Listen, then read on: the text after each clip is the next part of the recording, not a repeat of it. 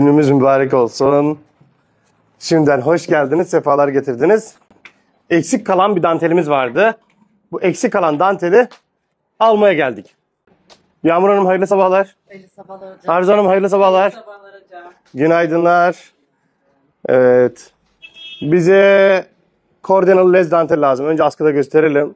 Burada şu anda biz Bayarslan Moda Market'teyiz. Şu anda burada gördüğünüz danteller veya misine grenler veya lezli grenler, satenler, dupontlar, asetatlar derken simlitüller, bir sürü eşya var. Şöyle görüyorsunuz. Sizler de mobil uygulamadan direkt olarak alışverişlerinizi yapabilirsiniz. Arzu Hanım, şimdi modelimiz evet kordeneli Fransız orijinal dantel. Şöyle bir görelim. Birini alalım. Şöyle bıraktık. Verin, her birinden birer tane verin, bir görelim. Dantellerimize bir bakalım. Kordenalı, orijinal, Fransız kordenalı danteller, saçaklı. Kuponlar bunlar arkadaşlar. Evet, beraber seçelim mi? Beraber seçelim. Şimdi arkadaşlar kusura bakmayın, acil bir arama geldi. Bir teslimatımız var. Sesim geliyor mu? Bakalım. Ha, o ikisi aynı. Bunlar farklı. Şunun yüzünü çevirebilir miyiz? Ters duruyor. Şimdi şöyle ten koyunca biraz daha dantel kendini gösterdi. Bunlarda da aynı işlemi yapabiliriz. Şunları da görelim. Hatta şöyle açalım. Kaldırın bir bunları. Altına kumaş serelim ki görünsün. Biri bu. Saçaklar bize doğru dönsün. Evet. Bir taraf az gözükmesi yeterli. Üçünü yan yana bir yerleştirelim. Biri bu. Şimdi arkadaşlar elimizde şöyle kordenalı 3 adet orijinal Fransız dantel var. Biri bu. Biri bu. Biri de bu. Yani bu biraz daha vurgucu, biraz daha kendini gösteren, ön plana çıkartan, dokusu biraz daha farklı klasiklerden. Bu biraz daha, evet, bu biraz daha ön plana çıkıyor. Bu 3 diyelim. Şöyle 3'ü de görelim detaylı. Evet, 3 bu.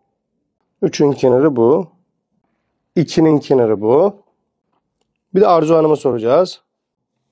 Onda tam yetişmiş. Şöyle bakın, buradan da görün. Fileleri farklı. Bu da 3. Pardon, bu 1. 1, 2, 3. Hepsi olur gibi geliyor bana ama bunda hiç payet yok arkadaşlar. Bu üründe hiç payet yok. Sizi aldatmasın. Hiç payet yok bunda. Hiçbirinde payet yok yani. Evet. Sizi dinliyoruz. 2 mi? 1, 2, 3. 2. Arzu Hanım 2 dedi. Yağmur Hanım? Ben de 2 diyorum. İlk serdiğimizden beri gözüm onda. 2. Pekala. Herkes 2 diyor galiba. Ben de 1'i seçmek üzereyim aslında. Neredeyse karar verdim. Çünkü modeli canlandırıyorum. Modelin kendisinin zemininde zaten bir lez uygulama var. Daha rahat nasıl motifi oyarım onun hesabını yapıyorum. 2 benim için şu an 1 numara benim için şu an ön plana çıktı. Orada zaten zeminimiz olduğu için zaten beraber yaptık arkadaşlar. Beraber çalıştık. Bana da 1 cazip geldi. Bakın, gösteriş konusunda bu. Çok gösterişli. Eğer zeminde lez dantel olmasaydı tercihim bu olurdu. Neden? Zeminde lez olmasaydı bu karmaşayı isterdim zeminde. Ama bizim zeminimizde lez var. Hareketliliği şu alanlarda, boşluk alanlarda daha az istiyorum. Bu çok gösterişli, keskin. Bu da kibar. Bu ise aynen öyle. Bir ise zemini daha çok gösterecek olan, ki belki zaten bunu kullanmam bile, şu ara boşlukları belki kullanmayız bile. Bunu nasıl değerlendireceğiz? Yukarıda görmemiz gerekiyor. Ben bunun üzerine gitmeyi düşünüyorum çünkü lezimiz var, zeminimiz var zaten modelde. Evet, 2 tane alalım onun. 2 tane alalım, ne olur ne olmaz. Çıkartın, alıp götürelim. Bakalım ne yapacağız? Hepinize teşekkür ediyorum. Desteklediniz. Artık bu suçta ortağız. Biz biliyoruz. Evet, Yağmur Hanım kolay gelsin. Teşekkür ederim. Arkadaşlar hemen buradan çıkmadan önce de şu anda maşallah Bayarslan sitesi iyi çalışıyor. İhtiyaçlarınız tül olabilir, gloplar olabilir, Şerit, renkli renkli grenler olabilir. Şöyle devam ediyorum. Paket biritler olabilir. Saçaklar olabilir. Taş şeritler olabilir. Tüyler olabilir. Rengarenk. İğnedanlıklar olabilir. Lastik biritler olabilir. İçeride de dantel var, burada da danteller var. Bunlardan olabilir. Veya balenler olabilir. Fermuarlar olur, her şey olur. Şuraya bakalım. Kılçıkla alakalı, makaslar ile alakalı, iğneler ile alakalı her şeyi bayarslan.com'da bulabilirsiniz. Her şeyi. Evet, inci düğmesi, çan kuyrukları, yani genel olarak ihtiyaçlarımızı buradan bulabiliriz. Bayarslan.com'dan alımlarınızı yapabilirsiniz ve hiç yollarda yorulmazsınız. Mesela biz çok yoruluyoruz. Kumaşları bulana kadar günümüz gidiyor. O yüzden zaman daha değerli. Hiç yorulmayın. Bayarslan mobil uygulamasını indirin ve kapınıza kadar gelsin. Pekala. Şöyle bir yukarıya doğru gidiyorum. Geldik eteğimizin başına. Bedenin son halini merak edenler.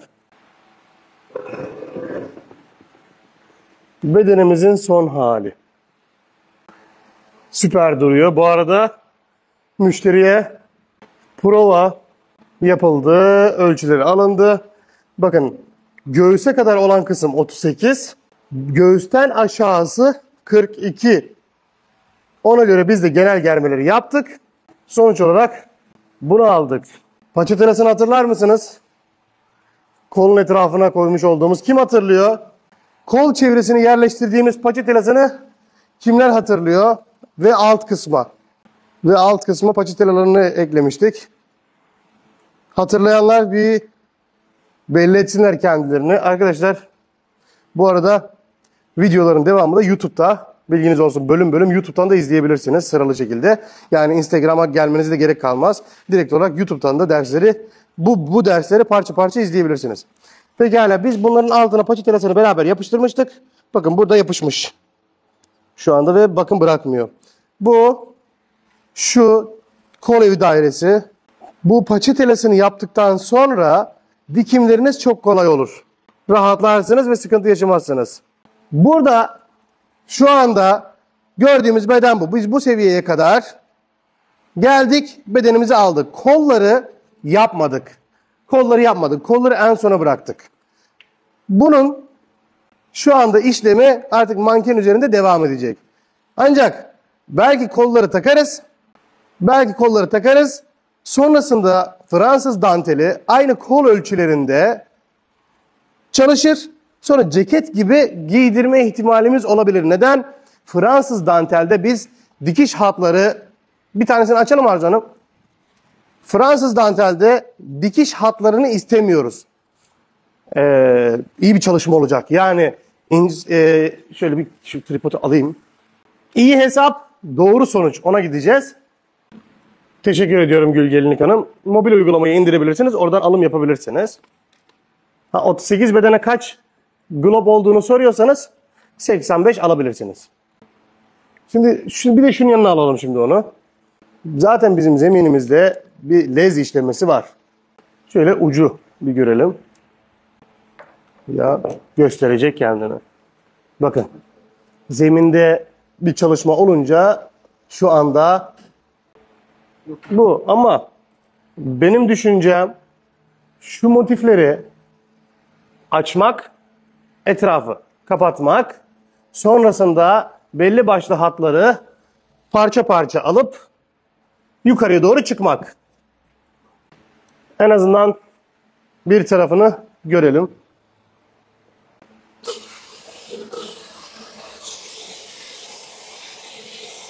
Evet, az sonra bir karar vereceğiz. Bu arada yaka hepsi tek tek kesilecek. Yerlerine kaynak yapılacak. Kaynaştırma diyebiliriz yani. Şu anda benim gideceğim yol bayağı bir zorlu. Neden? Çünkü sonucu istiyorum ben. Sonucun doğru olmasını istiyorum. Sadece burada bir görmek istiyorum aslında dantelin son duruşunu. Ben şimdi acele etmeyeceğim. Bunu doğru olarak almak istiyorum. Etekte de bazı yerlerin dökümlü aşağıya doğru çektiği konusunda bunu çalışan arkadaş da sanki parçalamış bunu. Parçaladığı için de bazı yerlerde aşağıya doğru çekiyor, bazı yerler rahat duruyor. Bu da bizi elbette sonuçta rahatsız etmiyor. Ancak acele etmiyoruz. Hemen bu Kağıtları almışken boşuna bırakmayalım. Arkadaşlar şöyle bir yaklaşın yanıma. Canlanalım lütfen. 6 Ekim'de çalışılacak olan modeller. 6 Ekim kursumuzda katıldığınız zaman bir modelden onlarca model öğreneceğiniz kursumuz 6 Ekim'de başlıyor. Şöyle ikinci model, üçüncü model, dördüncü model detayları var. Hepsinde bir önemli teknikler var. Şöyle 5. model ve 6. model. 6 Ekim'de de bu kursumuza katılarak bir kursta meslek sahibi, sıfırdan başlayabilirsiniz. Meslek sahibi olabilirsiniz. Ders tekrarlarına istediğiniz kadar ulaşabiliyorsunuz 2 yıl boyunca. 6 Ekim'deki kursumuzu da kaçırmayın. Kursa katılmak isterseniz de Arzu Hanım'a yazabilirsiniz. Telefon numarası 0539 651 2064. Ekstra olarak da profilimize giderek oradan da bizimle iletişime geçebilirsiniz. Hatta tekrardan yazayım. Tekrardan söyleyeyim. 0539 651 2064. 539 651 2064. Bu hat bizim kurs kayıt hattımız. Oradan bize ulaşabilirsiniz. Evet, şimdi gelelim sonuca doğru gitmeye. Danteli ben burada gördüm. Ancak bunun yani şu beden çalışmasının için acelem yok. Pens yerleri alttan mı olacak, üstten mi olacak hesabını yapacağız. Temizi aşağıdan mı alacağız, yukarıdan mı alacağız? Yani üst tarafı temiz mi bırakacağız yoksa altı temiz bırakıp bakın yoksa alt tarafı mı temiz bırakıp pensi yandan mı alacağız? Az önce olsaydı soru sorsaydım galiba cevap şöyle olurdu. Yok biz temizi yukarıya verelim, pensi aşağıya verelim diye bir düşünce olabilirdi. Ama asıl işin gerçeğinde de altı temiz aldığımız zaman yukarıdaki pens mesafesi çok küçük oluyor. Hem alt temiz oluyor hem üst temiz oluyor. Dikkat edelim bu noktalara. Bakın hemen kendini gösterdi. Minicik bir pens çıktı. Alt tarafı da temiz almış olduk. Üst tarafı da temiz almış olduk. Bu detaylara geçmeden önce ben etek konusunu çözmek istiyorum. Orada bir çalışma olacak. Biraz yorulacağız. Gelin bakalım. Şimdi iyi hesabı baştan yaparsak sonradan yorulmayız. Bu süreçte galiba ben şimdi biraz daha yani hem işimi kolaylaştırmak istiyorum hem de doğru hamle yapmak istiyorum. Sonuçta ben kendim bu hatları çıkartmam gerekiyor. Yani şurayı, şu alanı çıkartmam gerekiyor. Bunun yanında da diyelim ki buradan başladım. Oymaya başladım. Belki bunun oyma olayını buradan değil de şuradan başlarım. Ve belki de şöyle motifi yukarıya doğru uzun bir hat şeklinde bırakabilirim. Bakın ustalar hemen anlayacaktır bunu. Diyorum ki ben oymayı yaparım. Ancak istediğim şey şu. Aynı dantelin kendisini böyle keserken de yukarı aşağı hem karşı taraftan hem bu taraftan değerlendirecek şekilde. Sonuçta ben bunun kenarını alacağım. Bu oval yere yerleştireceğim.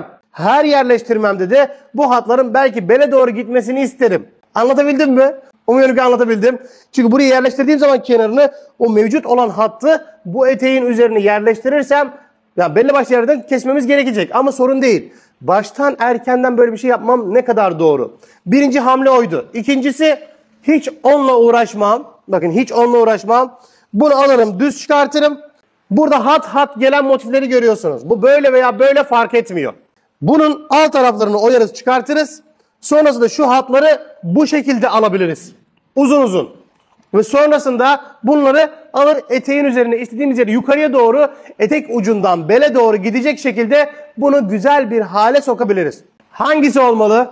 Hemen alayım sizi böyle bir bağlantı olsun. Hangisi olmalı? Birinci mi, ikinci mi? İkinci biraz daha rahat. Direkt olarak bunu oyarız. Hatları çıkartır. Sonradan hatları istediğimiz gibi yönlendirebiliriz. Evet doğru. İkincisi olabilir. Şimdi ben de 2 diyorum bu arada. 2. Ama bir de farklı olay. Bir biraz daha farklı. 2 rahat. Arzu Hanım çalışıyor mu şu anda? Mesela bir tanesini şöyle oymak istiyorum. Alayım ben bunu. Şöyle. Bunu kaldırınca çalışacaktır. Tamam. Havyemizi aldık. Bana ufak makası verir misiniz? Bazen çok kullanımda etrafı siyah oluyor. Her ısındığında danteli kirletebiliyor. Bunları da temizleyelim. Bazen biz bile unutuyoruz bu noktaları.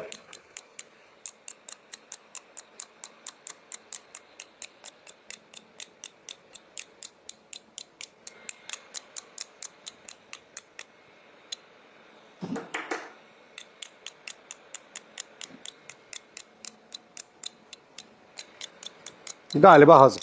Şimdi arkadaşlar şöyle biraz da havyemin ısısı da 300'lerde. Doğru ben Şimdi doğru söylüyorsunuz Tuğba Hanım. Ben eğitmen olarak şimdi fikir türeteceğiz ya. Şimdi birkaç fikir vermem gerekiyor ki, teşekkür ederiz Gül Hanım, Gül Gelinlik. Ben birden çok fikir vermem gerekiyor ki aydınlatmaktır bu. Evet, öyle de yapılabilirmiş, böyle de yapılabilirmiş. Bu ne demek oluyor en sonunda biliyor musunuz? Evet, benim kurslarıma katılan arkadaşlarımın bana bile ihtiyacı kalmaması gerekiyor. Zaten hem zor olanı söyledi hem kolay olanı söyledi. İstediğinizi uygulayın. Özellikle de aramızda böyle anket çalışması gibi yapılınca biz bunu da yapabiliriz. Karşımıza çıkar. Bazı motiflerde kesilmeyi istemez. Yani şu olay bazen yukarı doğru gider. Kesemeyiz yani o motifi. O zaman ne yaparız? Hat da çıkartabiliriz. Bu da ne demek olur? Evet, bu ailedeki herkes özgür, bağımsız ve kendi fikirlerini destekleyen bir sisteme geliyor. Bu da şu anda yaşadığımız olay.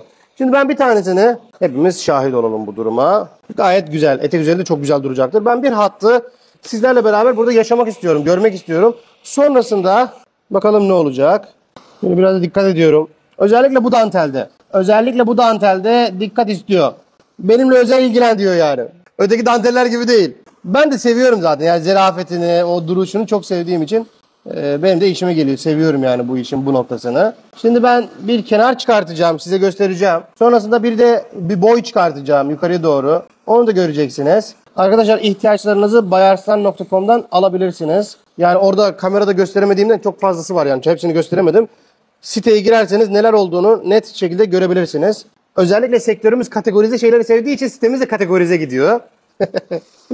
Seveceksinizdir yani. Mobil uygulaması da var. Direkt olarak cebinizden anlık olarak siparişlerinizi verebilirsiniz. Evet. Dönüşlerde belki aralarda kesme ihtiyaçlarımız olabilir. Aralara böyle pensler gibi, çıtlar gibi ihtiyaçlarımız olabilir. Şöyle bir taraf bitmek üzere. Şöyle yakından. Bir taraf bitmek üzere. Yani gelin hanımın gelinliği ilgili olacak.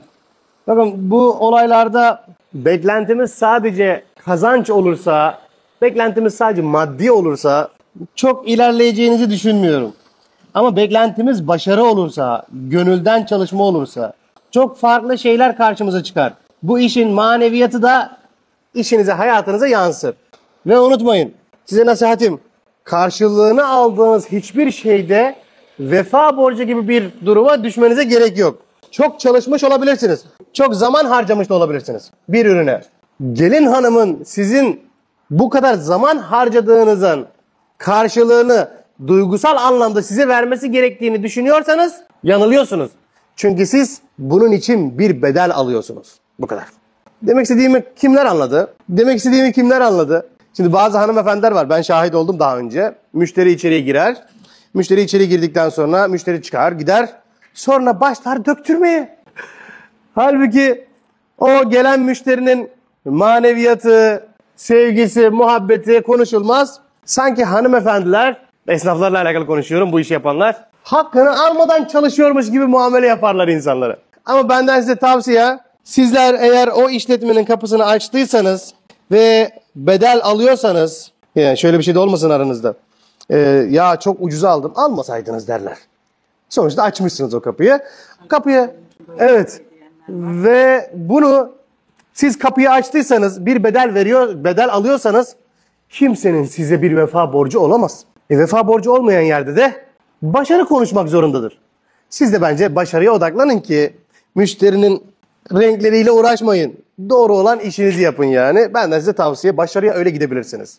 Evet, buradan başlayalım, oradan başlayalım. Şöyle bir görmek istedim gerçekten bunu. Hatta bir kenarı Arzu Hanım şöyle size doğru böyle biraz kaydırıyorum. Çok değil. Sadece uç kalsın. Şimdi sektörde de bir rütbeye geldikten sonra artık sorumluluğumuz artıyor. Ve her şeyden sorumlu olmaya başlıyorsunuz. Bu yüzden bizler iyileştire ilerleyelim. Bismillah. Ben bunu çok beğeneceğim. En son, inanın bana en son çok güzel olacak bu. Gösteriyor kendini. Bir de özel olarak ben biraz daha dikkatli ve temiz çalışıyorum. Yani bunu giyecek olan gelin hanım Allah muvaffak etsin. Nice güzel günleri olsun. Ve ben şimdi bunun bir parçası oldum. Gelinliğini ben yapıyor oldum. Başarı odaklı ilerliyorum. Mutluyum yani bu konuda. Şöyle. Ya zeminde lez olunca işin rengi çok değişti. Çok değişti şu anda. Çok da hoşuma gitti. Hele eteğin altını hatırlarsınız. İlk bölümlerde etek zeminini çalışmıştık, hazırlamıştık. Arzu Hanım çok beğendim. Çok güzel durdu. Hatlar gelince farklı olacak. Çok güzel duruyor. Çok hoş. Çok beğendim. Arzu Hanım sanki 2 kuponda kurtulacak mıyız? Sanki 2 kupon yetecek gibi, evet. Ben 3 diye düşündüm ama 2 de yetecek gibi. Şöyle bir alalım. Şimdi bir de hatlar, şöyle bir tane hat görmek istiyorum ben burada.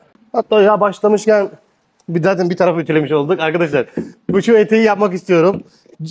Aslında planım neydi biliyor musunuz? Birazını yapıp kapatıp sonra sizin gıyabınızda yapmak ama şu an vazgeçtim. Evet. Evet. Ben vazgeçtim. Şu beraber yaşayalım şu anı. Ben çok beğendim çünkü. Arzu Hanım ne dediniz ben anlayamadım. Siz de anladınız tabii çıkmayacağımı. Arkadaşlar gerçekten bizler bir aileyiz. Arzu Hanım size vereyim mi? Yapmak ister misiniz? Yani şöyle. Yönü zaten belli, yeri belli. Şöyle. Bizler aileyiz. Evet. Devam. Çok detaya girerseniz bizi dikişte yorar. Bilginiz olsun, bizi de yormayın ekstra. Detay. Basın geçin yani. Şöyle, yok şey yapmayın. Çok da söylediğime takılmayın ama ara detaylara girmeyin. Basın gaza gidin, sorun yok. Şimdi arkadaşlar güzel bir soru var.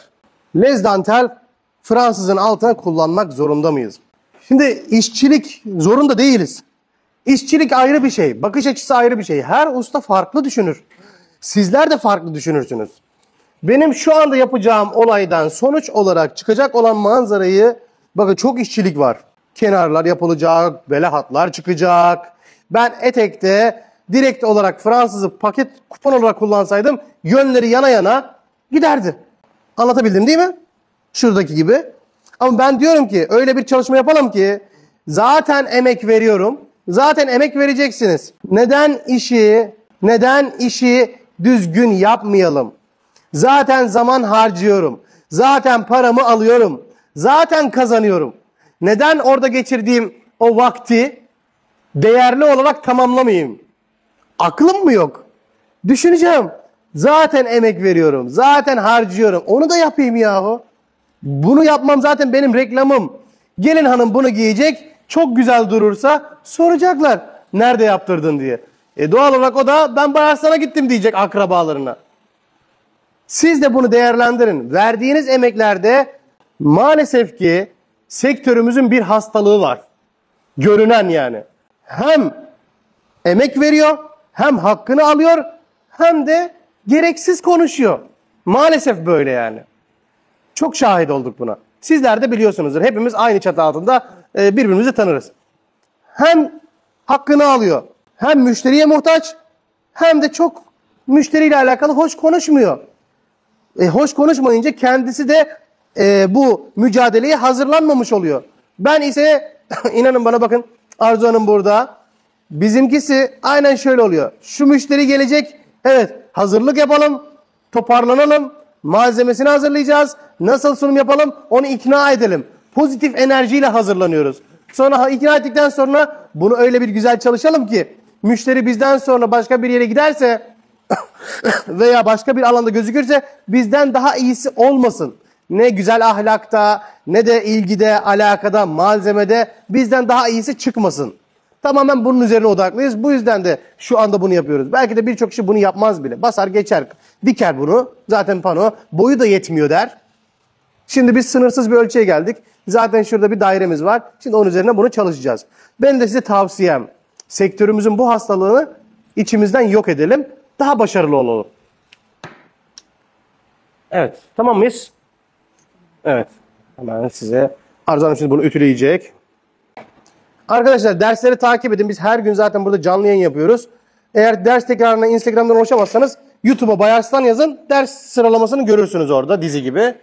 Şimdi Arzu Hanım onu ütüleyecek. Ben çok beğendim Arzu Hanım. Çok güzel. Gerçekten çok beğendim. Arkadaşlar hoşunuza gitti mi uygulamada? Bu arada ben çalışıyordum, görmedim o yorumlarınızı. Elbette bir şeyler yazmışsınızdır. Hoşunuza gitti mi bu çıktıktan sonra?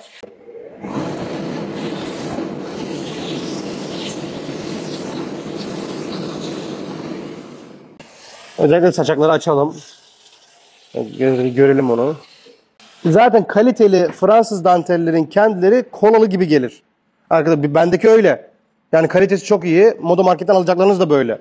Hele bir tanesi var taş gibi çok güzel yani. Ama hemen yapışıyor, dikkatli olun. Hemen yapışıyor, hemen yapışıyor. Bakın hemen yakalandı. Bakın yapışacak.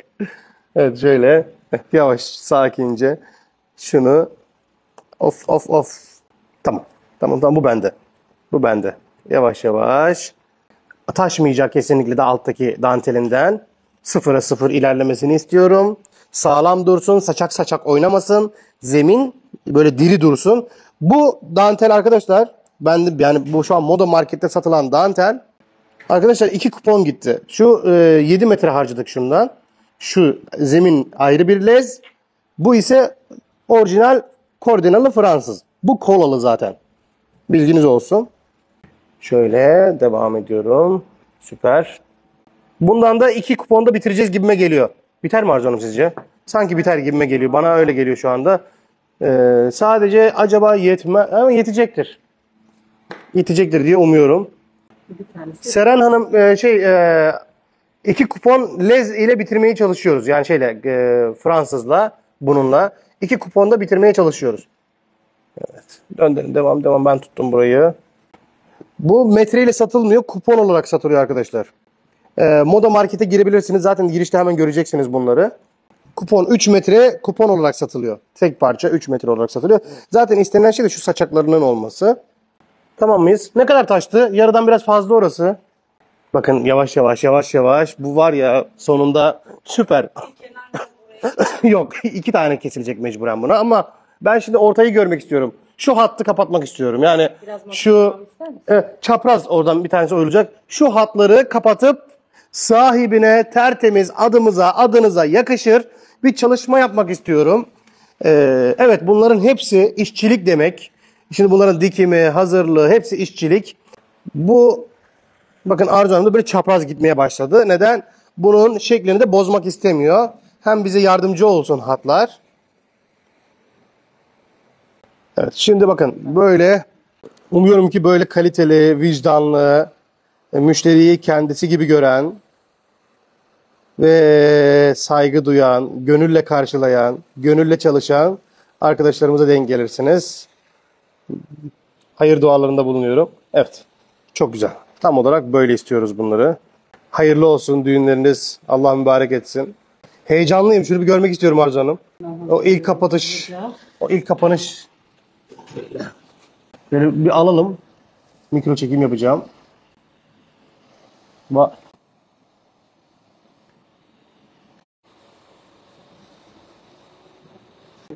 Süper. Arzu Hanım nereye yerleştireceğinizi biliyorsunuz. Hemen bir gitti. Hatta şunlar şöyle arkadaşlar böyle tane ilerleyeceğiz.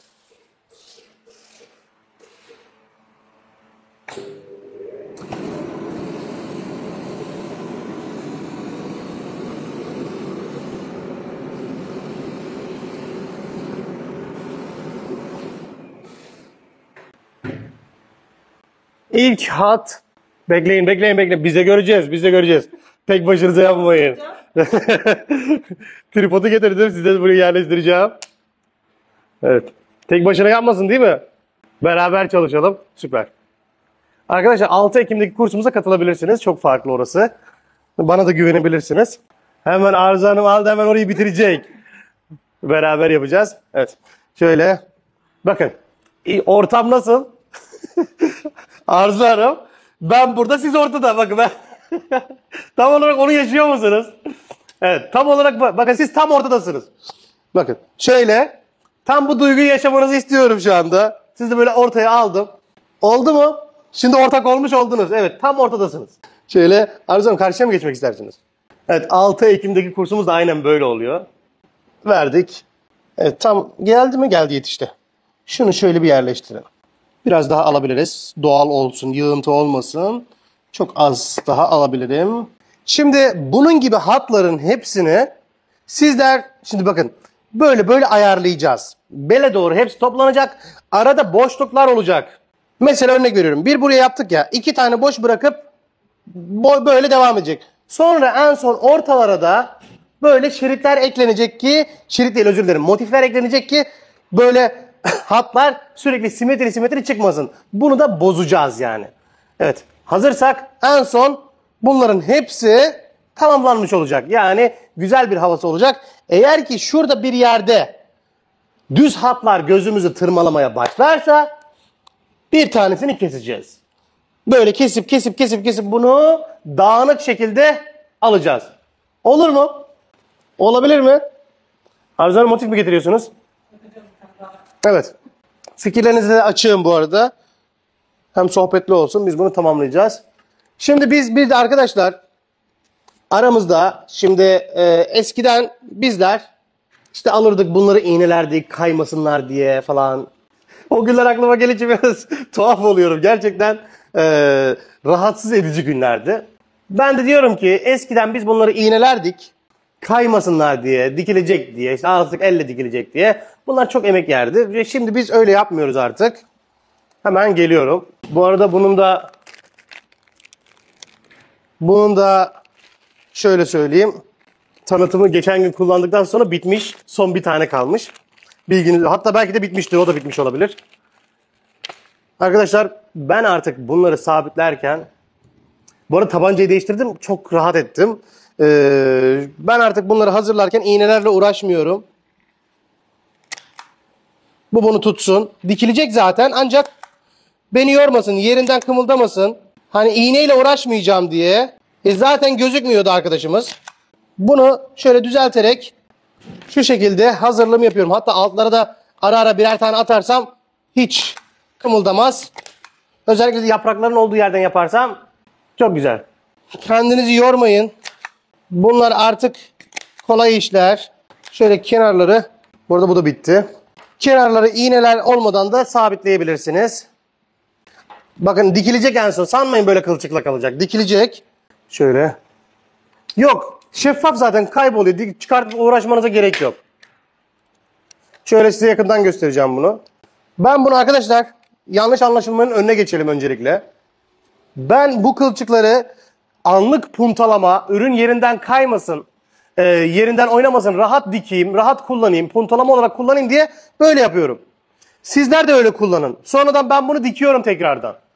Yani şimdi ben burayı diyelim ki sabitledim. Bakın çıkmıyor yerinden. Sabitlendi. Ben sonradan bunu tekrardan dikiyorum. Ancak kılçıkları çıkartmakla da uğraşmıyorum. Bu benim için ne demek oldu? İğneleme yapmış oldum ben. Evet. Böyle puntalama. Yani işimi kolaylaştırsın. Kaldıracağım bunu, indireceğim. Sonradan tekrardan yorulmayayım. Sadece birbirini tutsun diye. Önemli benim için. Masa üzerinde hareket ettirdiğim zaman olmuyor. Ama kılçık kalitesine, makine kalitesine, sesini duyuyor musunuz? Kılçık kullananlar, şu makine içi biraz hassas ama basınca arkadaşlar yarıda durmak gibi bir şey yok. Sesi daha önce kılçık kullanmış olanlar sesinden tanıyabilirler, makinenin kalitesini anlayabilirler diyeyim. Yani şu vuruş var ya, süper. Ha, biraz pahalı ama değer, bilginiz olsun. Güven veriyor. Şimdi bu ne oldu? Evet, buralar boş, buralar dikilecek. Ama benim için önemli olan neydi? Yerinden kımıldamasın. Ben bunu kaldırdığım zaman yerinden oynamasın. Yani dikilecek yeri sabit ve belli olsun. Bu da demek oluyor ki tamamdır. Ben artık hızlı devam edebilirim. Yani bu arada şu anda anlatım olayımız olmasaydı çok daha hızlı, çok daha iyi giderdik. Şöyle çevirelim. Markası MK Tol. Bir şey de var. Bu MK Tol bayarslan.com'da var. Oradan alabilirsiniz. Arkadaşlar bayarslan.com. Bizim hani markamız var ya, Bayarslan. Arada A yok. bayarslan.com. Üstleri sabitledim. Altta da bir iki tane attım mı devam. Artık burası kımıldamaz. Alttakiyle sabitlenmiş oldu. Sonrasında ben makineye sokacağım bunu. Tekrardan dikimini yapıp işini bitireceğim. Ve sonrasında tertemiz alacağım. Şimdi istediğimiz neydi? Bu buradan çıkmasındı. Bakın. Bu buradan çıkmasın. Daha dikilecek bu. Dikilince yerinden hareket etmesin. Dikime kadar, yani bozulmasın yeri. Artık arkadaşlar bu böyle sabit. Aynen, bu böyle sabit. Bunun dışında böyle artık ben daire boyu eğlene oynaya devam edeceğim. Evet, bugün faydalandık mı? Bugünün dersinden faydalandık mı? Bunları yazar mısınız şu anda? 6 Ekim'de de arkadaşlar, 6 Ekim'de de inşallah Allah'ın izniyle bir modeli alıp paramparça edeceğiz beraberce. Ve 6 model var. 6 model var. 6 Ekim'deki kursun bir tane kurs sizi meslek sahibi yapacak.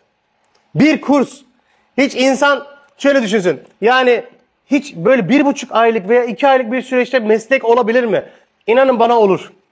Özellikle de siz ev hanımları kendi ürünlerinizi dikmek isterseniz veya atölyelerin böyle çok ihtiyacı var şu an ülkemizde.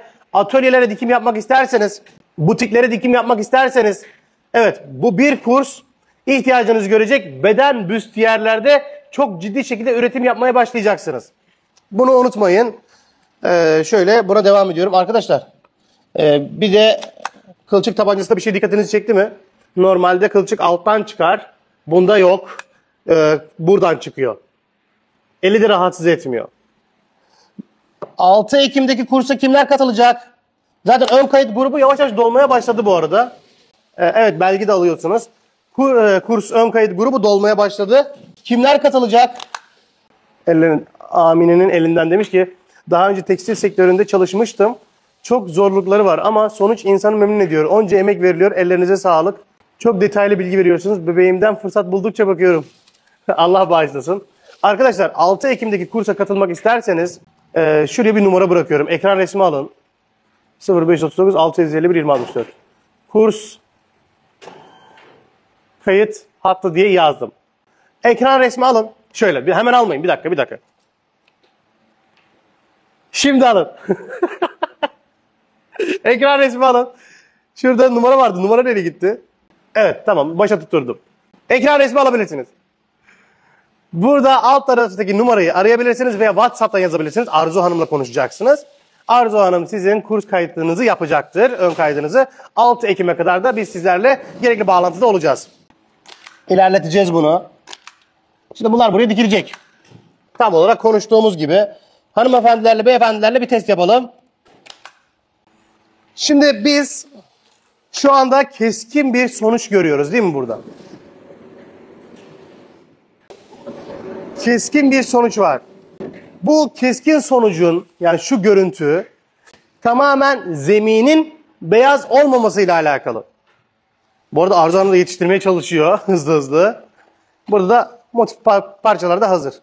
Bir dakika. Şöyle şunları bir görelim. Arzu Hanım bir tane daha vereyim size. Şöyle bir çaprazdan görelim. Bunların yoğunlaştırılması size kalmış. Tam olarak 1, 2... sizi burada unuttum. Bir dakika.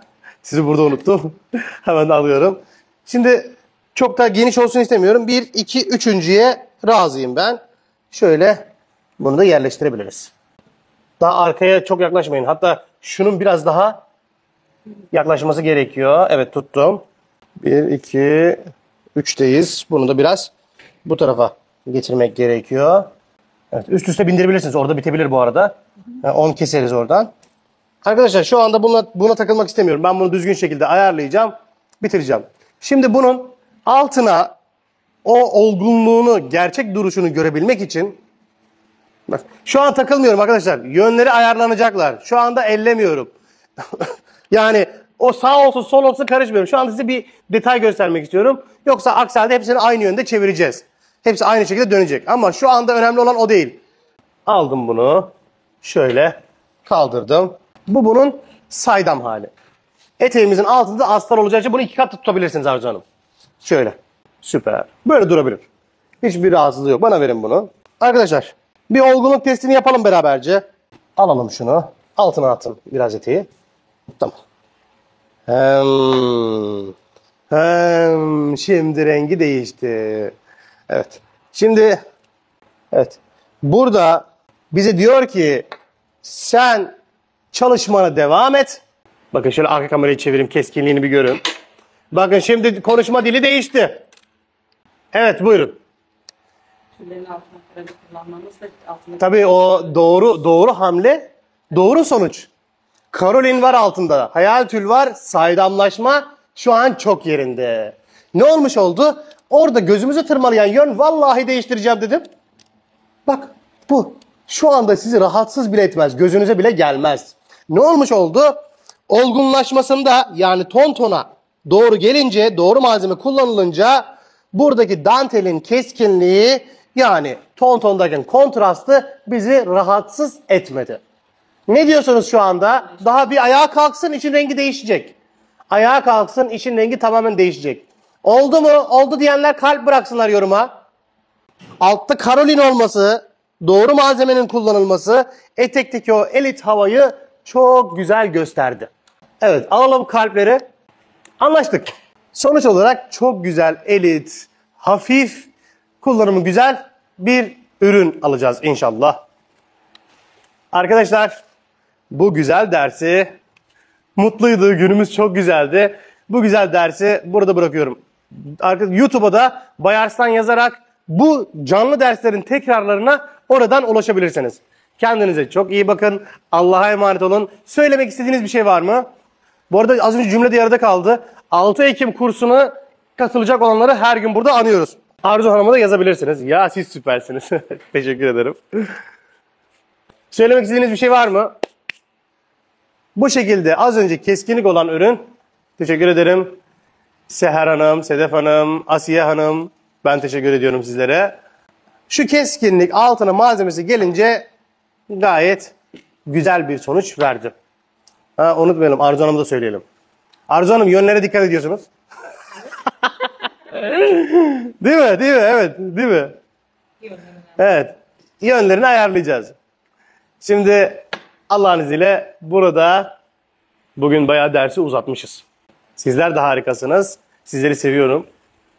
Allah'a emanet olun. 6 Ekim kursuna hazırlanın. Şöyle günü kapatmadan önce sizi şöyle bir yanımda götürmek istiyorum. Evet, biz bunları parçalayacağız. Hepsini hazırlayacağız. Yokluğunuzda eteğimizi hazırlayacağız. Dikim aşamasından sahneleri de size göstermek için hazırda tutacağız. Bu modeli çalışıyoruz. Şu modeli çalışıyoruz şu anda ve bunun için de hazırlıklarımız devam ediyor. Bu hafta bunu bitirmeyi planlıyoruz.